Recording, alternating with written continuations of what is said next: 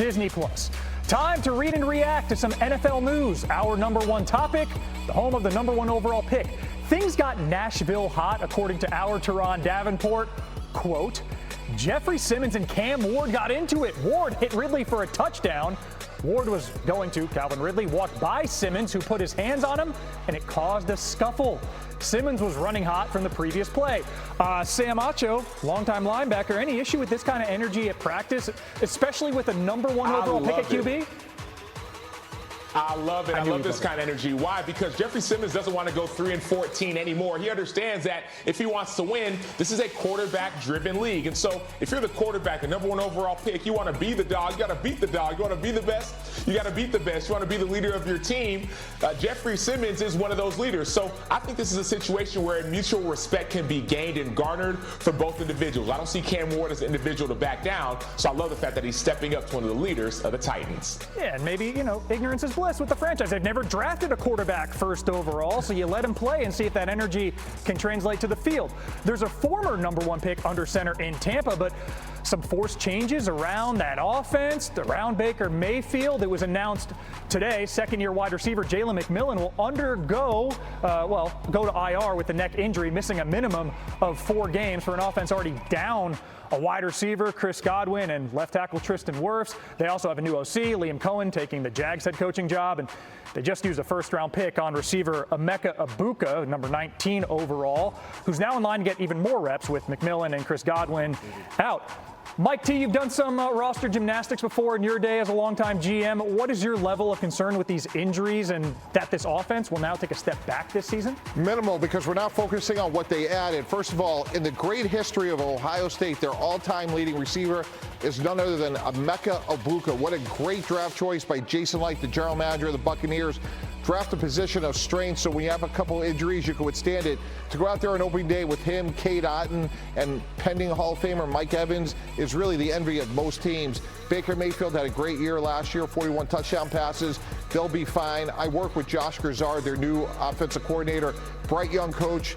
I don't think these are ideal situations, but they'll overcome them. And in truth, something of a loaded question, asking if they're going to take a step back. The 41 touchdowns for which Mayfield threw last season, only Joe Burrow had more in the NFL. In Dallas, no update to the soap opera when it comes to a long-term extension for Micah Parsons, but Joe Buck and Troy Aikman addressed that during last night's Monday Night Football telecast. The other side is, if you're Jerry Jones and the Dallas Cowboys, how do you try to win or be great without Micah Parsons? Well, you can't be. That's his leverage. His leverage is they can't win without him. Certainly worth every penny that he's ultimately going to get paid. The longer it goes, the more money he's going to make. So I wouldn't stress too much if I was him, but that essentially is the only leverage. Now, what are the Cowboys going to do?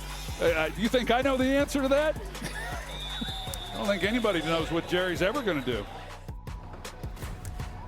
Adam Schefter, this morning on Sportsmanlike Radio, you used the term divorce when talking about Micah Parsons and Jerry Jones and Dallas. Eyebrows were raised, blood pressure was raised. What did you mean by that?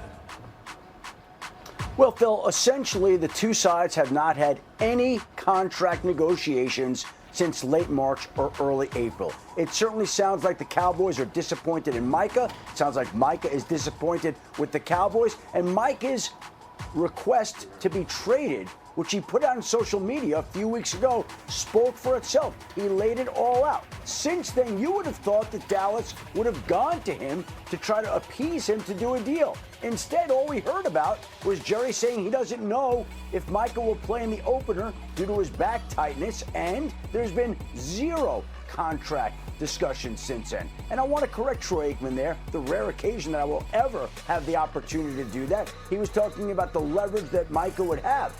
The leverage that Micah has is withholding his services, is saying that his back is tight all year long and not playing in the opener and not playing beyond that. And then after this year, then they would be in a situation where the Cowboys aren't going to let Micah walk. They would use the franchise tag on him. And if it continues to be the way it has been this summer and this offseason, you would think the two sides would look to divorce at that point in time. Now, there's time that the two sides can still salvage it before the regular season begins 2 weeks from Thursday night. But up until now, there has been zero indication that that will happen. If they change their minds, sure, they can get something done. But it certainly doesn't feel that way, and it certainly feels a lot different than the way it did with Dak Prescott and CeeDee Lamb when they got their deals done at a similar time last year. That is a huge window of time. We're talking franchise tag 2026, and we're talking first game of the NFL season in 16 days. Longtime GM Mike Tannenbaum, what do you make of the state of the marital union in North Texas? Well, look, it's bumpy right now, but we have 36 years of data, which is Jerry Jones, outside of Herschel Walker, doesn't like to move on from stars. So I think, listen, Adam knows what's going on better than anybody, but to me, the most likely outcome is nothing happens, meaning no extension, no trade, and then we just have to wait and see what Micah Parsons does, meaning does he pull a Jalen Ramsey and hold in, which is what happened in Jacksonville where he eventually forces a trade. I just think we're weeks, if not months away, because I think Dallas would be extraordinarily patient if Micah Parsons withholds services. Well, Mike, who is Micah Parsons' agent? David Mulugheta. Who is Jalen Ramsey's agent? David Mulugheta. Yeah, same agent. That's interesting how that happens. And again, there is a lot of time for this to play out.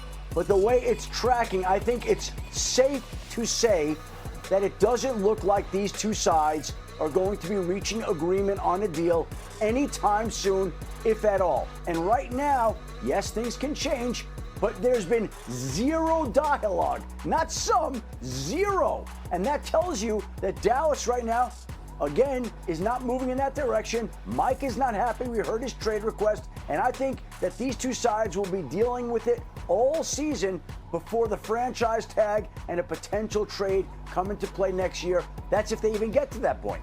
Something that's not up for debate. This is an elite, extremely important player. 13 games last season, even with Parsons. Dallas needs him. They finished second for bottom in points per game allowed. Still ahead, Daniel Jones has been named Colts Week 1 starter over recent number 4 overall pick Anthony Richardson. We hear from head coach Shane Steichen on why he made the choice, as well as a situation, because Joe Flacco, as Adam alluded to, didn't play it down, but he was the only one of the 4 quarterbacks that wasn't hurt. I was actually really encouraged by both Dillon Gabriel and Shedeur Sanders when they were out there against the Panthers and the Eagles. Look, Dillon Gabriel had the 2 turnovers in fairness here, but I thought they were both encouraging. Let them go and compete, and let them compete every week. That's how you're going to get the best out of both of them. Yeah, Sanders was cleaner, but Gabriel had more yards per attempt, 7.9 for him as opposed to 6 even for Sanders. But these are the situations you create when you draft 2 QBs 50 picks apart. Hey, we're just getting started on NFL Live. Things are heating up in Tennessee, where rookie Cam Ward found himself in a camp scuffle. Is friendly fire a red flag for the Titans, or will the rookie QB just prove he can stand on business? Plus, tensions are high in Dallas between Jerry Jones and Micah Parsons. Could the two sides potentially be headed for a divorce? Adam weighs in with what he